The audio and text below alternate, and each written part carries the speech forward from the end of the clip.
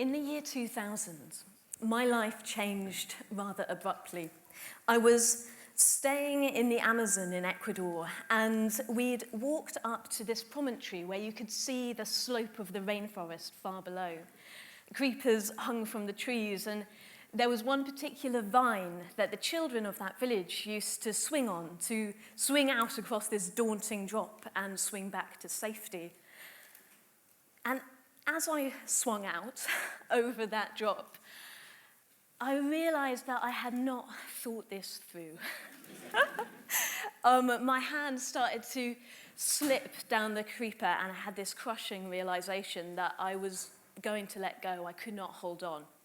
And I did. I let go, and I fell to what at that moment I utterly believed to be my certain death. It was a memorable moment. As I fell, the experience seemed to be just a dream. And even though it only took a few seconds, I had time to assess the whole of my life. When I landed, my body seemed far below me, and I didn't have that immediate sense of identification with that girl lying on the ground in the Amazon jungle. So, as well as breaking a few bits of my body, what I had really broken was my normal sense of time and my normal sense of my body. I had somehow popped this quite stable viewpoint I'd held up till then. And I remember that night looking at this fat moon wrapped in bandages and feeling as though I had gone through some sort of fundamental perspective shift. Ultimately, words cannot adequately describe what that moment was like. And my thinking over the subsequent years was that perhaps I could make altered experiences that brought people into their own experience of these strange altered states that you can have with your body in space. So I'm an artist, and I work with moving image, sound, and the human body. I work with a variety of collaborators, scientists, technologists, musicians, architects. And what I'm interested in is exploring how we construct our sense of the world through our senses. So the kind of visual technologies that I use might generally be associated with escapist fantasy worlds, teenagers online gaming into the night, or grand entertainment experience in the IMAX cinemas. Aldous Huxley, in his novel Brave New World, depicted multisensory entertainment with horror. He describes the feelies, this sort of cinema experience that combines scent and touch as really the end of critical thought. It was a descent into pure base sensation. But I'm interested in how we could use multisensory experiences to actually bring us into our own biological reality and our sense of the world around us. I think these technologies emerging have this capacity to pop illusions that we have about who we are and how we relate to other people and our environment around us. So my project No Place did everything that Huxley feared. It used video and touch and sense and sounds. Visitors are walked through this building, and they are led by actors because they're wearing video goggles, and through the video goggles, they see the corridors of the building before them. But it starts to get much more dreamlike. Altered landscapes emerge that they find they're walking through. And by using the sense of touch, I was able not only to explore their experience of space, but of their own bodies itself. And I stole a technique from an unlikely source, science. There's this wonderful illusion that has been developed for exploring bodily sensation in the science lab. It was invented by neuroscientists at Princeton in the 90s at a party. And it's an uncanny experience. There's a rubber hand in front of you, and you put your own hand behind a screen. And what happens in the rubber hand illusion is that your own hand is touched, say with a paintbrush, at exactly the same time this rubber hand is stimulated in front of you. So it completely matches up. And what normally happens is people feel that their sense of where their hand is in space kind of drifts across, and they take on this rubber hand as their own. And when I first did it, the first time, I realized that I didn't have to drop people into the Amazon jungle to give them strange altered bodily experiences. And I wanted to use this technique that shows us how strange our bodies are, that we can feel things beyond our body, that our sense of where our body is can shift beyond the limits of the body itself. I wanted to extend it imaginatively. So I build this connection with the video goggles to the hands that they're seeing through the goggles, and the viewers are smuggled into a freight lift towards the ends, and their hands are touched. And as their hands are touched, they're kind of scratched almost. They see feathers emerge through the skin, and because they are feeling it at the same time, they actually have this very strange sense that their own body is enlarging, that they're having a kind of bizarre metamorphosis. And participants squealed and laughed and yelped and made a whole variety of strange noises when this happened. At the same time, the lift is traveling up the building, and they are seeing through their video goggles this first-person flight over the building itself, a literal bird's eye view. So bodies are not stable entities, and something very strange happens when other people get in the picture. I mean, it's obvious that we're social animals. The presence of others affect us. I have to say that the presence of all you lot here, this sea of hundreds of strangers in front of me, is having profound effects on the inside of my body. My heart is beating very fast, and my stomach is churning. It's really uncomfortable.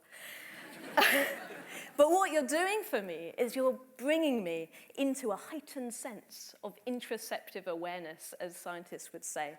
And interoceptive awareness is when you can sense your own heartbeat. If you can sense what your heart is doing now, then you've got good interoceptive awareness, or you've really got to inspect your caffeine addiction. And I was working with some scientists at the Sackler Center for Consciousness Science, and they were exploring this link between interoceptive awareness and how we feel presence. So I made this installation, and I really wanted to give people an exploration of their own heart and the hearts of others.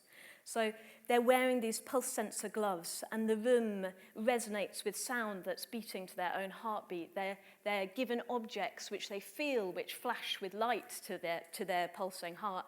And I just wondered what would happen if you heard the heartbeat of someone as you met them for the first time. What would that interaction be like? So at a point in the performance, a woman is revealed behind the mirror. It's a two-way mirror, and the soundscape shifts from hearing their own heart to hearing the heart of another person.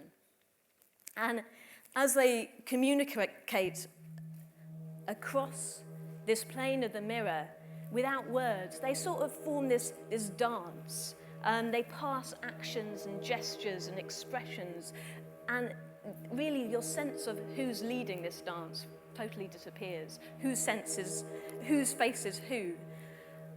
And lots of participants, they did very different things in that environment. Some people moved very expansively. They danced, really. And some people didn't move, barely moved at all. Some people tried to catch the actor out, and some people just got lost in the experience. But they all formed a unique dance and created it together. So this installation kind of allows people to explore how that boundary between the self and the other really is very permeable. And this isn't a new idea, the interconnectedness between people. The wonderful poet John Donne said in the 1600s, man is not an island. And I wanted to see if we could extend where we felt our body to be to the environment itself. I had some conversations with the Maori community in the Taranaki region of New Zealand about how the human was so interlinked to the ecosystem, and used these virtual reality headsets, the Oculus Rift, which are traditionally used for quite high-octane gaming experiences, to form this multi-sensory poem where people were given the experience of having an avatar which turned into the rivers of the world. At a certain point, their arms grow into trees as they feel leaves traveling down their bodies. I wanted to ask, how does our relationship with the land change if we literally feel our skin to be part of the land itself? So I'm now taking my interest in sensing to space. This is mankind's furthest sensory probe.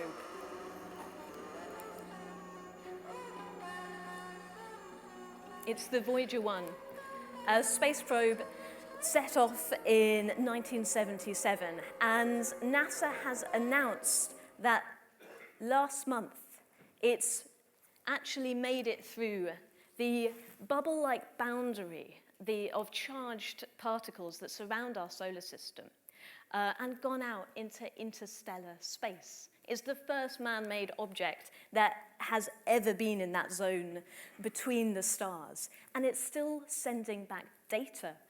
So I've been making an experience called Of the Spheres that mixes the data that it's sending back, the images its camera has taken, and the sounds of the plasma wave instrumentation with this message that it's taking out there. It has a golden disc strapped to its side, which contains this rich cargo of images and photographs and sounds and music, and even the biosensor information of a woman contemplating what it is like to fall in love. It's intended to communicate to aliens who might perhaps find this spacecraft what it's like to be a human being on Earth. And I love that expansive thinking about how we could represent our experience. And that's what I'm trying to explore through the project in 2013 with the new technologies we have around us. So how does the micro know the macro? This is one of the last photographs taken by the Voyager 1 probe. And it shows our Earth as a tiny pale blue dot suspended in a sunbeam. It really brings home this potential for new perspectives to completely alter our understanding of where we are in the universe. There's no avoiding the sense that we are literally global citizens co-inhabiting this speck in space. And although we are so little, our sensory reach is huge. I think the tools that we've evolved for exploring, whether it be hands or space probes, are so rich and strange, and that there's another adventure just as epic and wondrous and challenging as sending a probe out into space, which is that adventure of trying to communicate with these human beings around us. I hope that we can use the multi-sensory technologies that are emerging today with real vision and really think about how they can communicate parts of human experience that we perhaps haven't ever communicated before. I think what I'd like to leave you with is this idea that instead of using these technologies to escape reality, we can use them to bring us into our own presence and to see anew our own common humanity and this bubbling ecosystem and the wider universe around us.